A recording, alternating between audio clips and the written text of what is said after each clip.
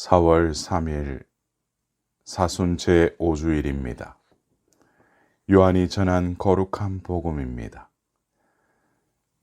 그때 예수님께서는 올리브 산으로 가셨다. 이른 아침에 예수님께서 다시 성전에 가시니 온 백성이 그분께 모여들었다. 그래서 그분께서는 앉으셔서 그들을 가르치셨다. 그때 율법 학자들과 바리사이들이 가늠하다 붙잡힌 여자를 끌고 와서 가운데에 세워놓고 예수님께 말하였다. 스승님, 이 여자가 가늠하다 현장에서 붙잡혔습니다. 모세는 율법에서 이런 여자에게 돌을 던져 죽이라고 우리에게 명령하였습니다. 스승님 생각은 어떠하십니까? 그들은 예수님을 시험하여 고소할 구실을 만들려고 그렇게 말한 것이다. 그러나 예수님께서는 몸을 굽히시어 손가락으로 땅에 무엇인가 쓰기 시작하셨다. 그들이 줄곧 물어대자 예수님께서 몸을 일으키시어 그들에게 이르셨다. 너희 가운데 죄 없는 자가 먼저 저 여자에게 돌을 던져라. 그리고 다시 몸을 굽히시어 땅에 무엇인가 쓰셨다. 그들은 이 말씀을 듣고 나이 많은 자들부터 시작하여 하나씩 떠나갔다. 마침내 예수님만 남으시고 여자는 가운데에 그대로 서 있었다. 예수님께서 몸을 일으키시고 그 여자에게 여인아, 그 자들이 어디 있느냐? 너를 단죄한 자가 아무도 없느냐? 하고 물으셨다. 그 여자가 선생님, 아무도 없습니다 하고 대답하자 예수님께서 이러셨다. 나도 너를 단죄하지 않는다. 가거라. 그리고 이제부터 다시는 죄 짓지 마라. 사랑하는 형제 자매 여러분, 오늘은 사순 제5주일입니다. 오늘 복음에서 율법 학자들과 바리사이파 사람들은 가늠하다 현장에서 발각된 여인을 끌고 와서 예수님의 판결을 요구합니다. 레위기 20장 10절에 이와 같은 죄를 지으면 사형을 받아야 한다고 규정되어 있습니다. 그러나 이것은 함정이었습니다. 율법대로 사형을 선고하면 용서와 자비를 가르친 예수님의 평소의 말씀과는 상반되는 모순에 빠지게 되고 죄인을 용서하면 율법 위반으로 고발당하게 되는 것입니다. 한쪽에는 예수님을 고발하려고 노려보는 사람들이 있고 다른 쪽에는 예수님의 말 한마디에 목숨이 오락가락하는 초라한 여인이 서 있는 모순투성이에 사면초가의 상황이 벌어진 것입니다. 남의 이야기가 아니라 우리의 현실로 보입니다. 남들의 잘못을 보면 고발하는 바리사이들처럼 험담하기에 바쁘고 복음의 여인처럼 잘못이 들통나면 사방에서 공격하는 사람들 틈에 숨이 막힐 듯 부끄럽고 그 와중에 어찌할 바를 몰라 주저앉기도 합니다. 바리사이들은 왜 이 여자를 고발했을까요? 또한 우리는 왜 남의 잘못을 두고 험담할까요? 남의 잘못을 지적하고 책망하며 단죄하는 사람들의 마음 속에는 남이 저지른 잘못을 자신도 범하고 싶은 그림자가 있다고 합니다.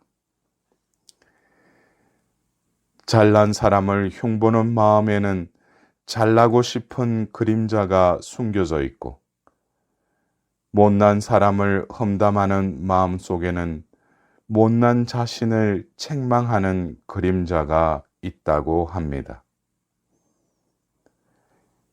가늠한 이웃을 입에 거품 물고 고발하는 사람들의 마음 속에는 또한 가늠하고 싶은 그림자가 숨어 있는 것입니다. 그렇다고 죄를 지어도 묵인하자는 말이 아닙니다. 남의 죄를 물고 늘어져 절대로 용서 못할 인간으로 만들어 모욕과 수치를 주려는 어두운 그림자, 즉 자신과 타인을 파멸과 죽음으로 이끄는 뒤틀린 인간성이 문제인 것입니다. 고발당한 여자의 심정이 어떠했을까요?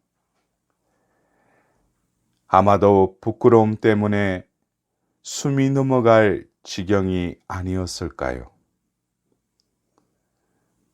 그 상황을 벗어나더라도 사람들의 눈치를 보며 수치심 속에서 평생을 비참하게 지낼 처지였을 것을 또한 상상했을 것입니다.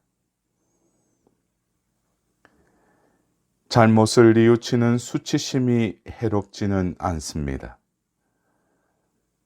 그러나 잘못에 대한 수치심을 넘어서서 자신의 존재 자체를 부끄러워하고 부정하는 해악적 수치심은 바로 문제의 근원인 것입니다.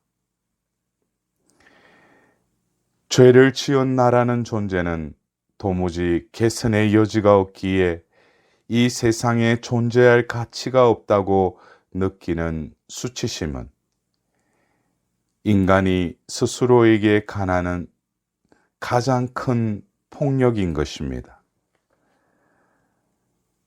자신이든 타인이든 죄를 지었으니 벌을 받아야 하고 잘못을 했으니 비참하게 살아야 한다고 생각하는 이들은 용서와 자비, 희망과 사랑의 하나님을 믿지 못하는 이들인 것입니다. 고발하는 이들과 죄지은 여인 사이에서 예수님께서는 말없이 몸을 굽혀 땅에 무엇인가를 쓰십니다. 시기와 위선 가득한 고발자들, 비인도적이고 모렴치한 세상 앞에서 침묵하던 예수님께서는 그 침묵 속에 깊은 내면에서 하나님을 만나시는 장면으로 다가옵니다. 침묵을 지키던 예수님께서 몸을 일으켜 너희 가운데 죄 없는 자가 먼저 저 여자에게 돌을 던져라 라고 말씀하십니다. 죄인에게 손가락질 하기 전에 죄인을 고발하는 자기 자신부터 살펴보라는 말씀인 것입니다. 이 말씀으로 예수님께서는 상황을 완전히 뒤엎으십니다. 자신의 모습을 돌아볼 때 하나님 앞에서 부끄럽지 않은 사람이 있겠습니까? 이 말씀을 듣고 나이 많은 사람부터 떠나갔다고 합니다. 세상을 오래 살수록 죄가 더 쌓였기 때문일까요? 자기 자신이 죄인인데 어떻게 남을 단죄할 것인가요? 남이 아닌 자신의 어둠을 보며 자신이야말로 참으로 자비가 필요한 존재임을 깨닫은 데에서 단죄와 고발로 상처받고 상처 주는 악순환을 넘어서는 길이 열리게 됩니다. 타인의 잘못만 보고 있는 한 우리 손에 돌을 내려놓을 수가 없습니다. 남을 흉보는 눈을 자신에게 돌려 흉보던 그 사람보다 내가 나을 것이 없고 남에게 돌을 던지려는 자신이 바로 돌 맞을 존재임을 깨달을 때 움켜쥔 두 손에서 돌을 내려놓게 됩니다. 모든 사람이 떠나가고 여인과 예수님만 남았습니다.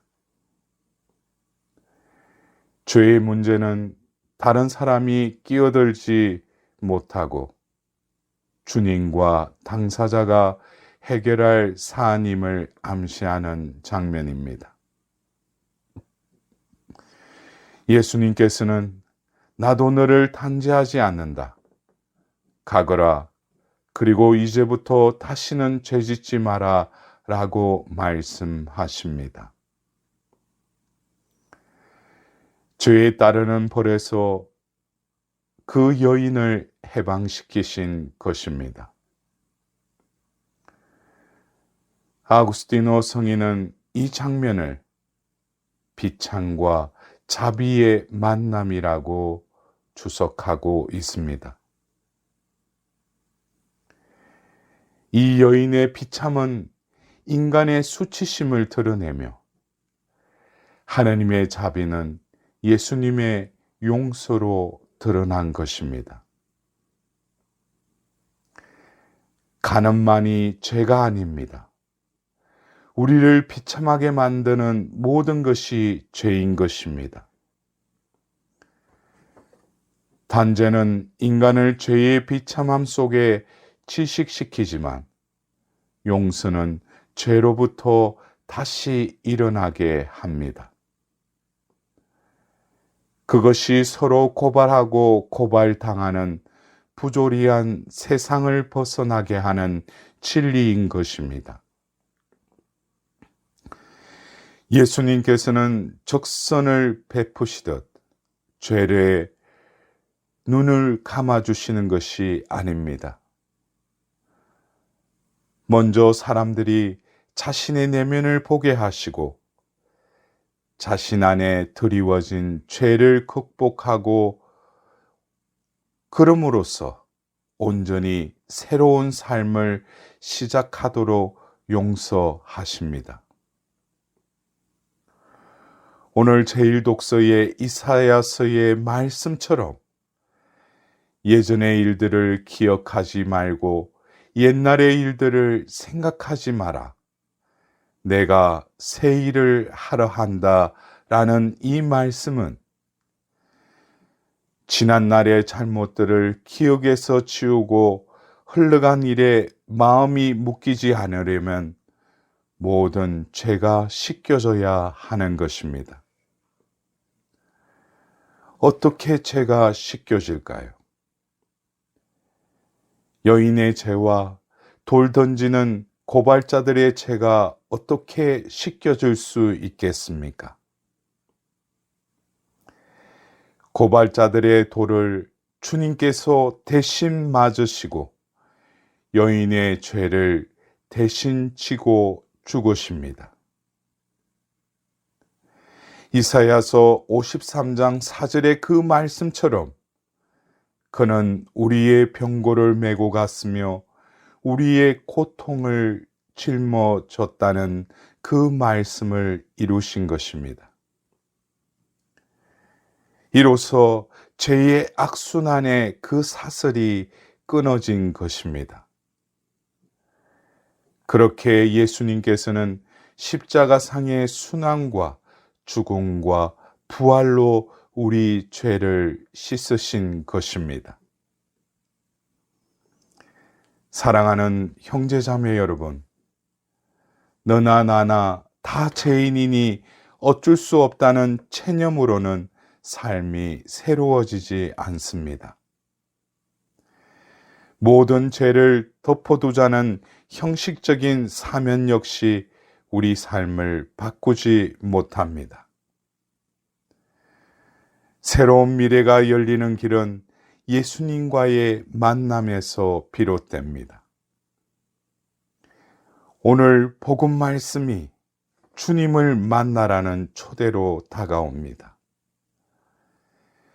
깊은 침묵 후에 나도 너를 단죄하지 않는다라고 하시는 예수님의 음성을 들으라는 초대인 것입니다. 여인이 맞을 돌을 대신 맞으며 십자가에서 목숨을 내어주신 사랑을 보라는 초대인 것입니다. 그 순환과 죽음에 우리가 참여할 때 부활의 새 생명을 누리게 된다는 초대인 것입니다. 이번 한 주간도 오늘 제2독서의 바오로 사도의 그 말씀처럼 이 사순 시기에 은혜의 여정을 걸어가도록 합시다. 나는 죽음을 겪으시는 그분을 닮아 그분과 그분 부활의 힘을 알고 그분 고난에 동참하는 법을 알고 싶습니다. 그리하여 어떻게든 죽은 이들 가운데에서 살아나는 부활에 이를 수 있기를 바랍니다.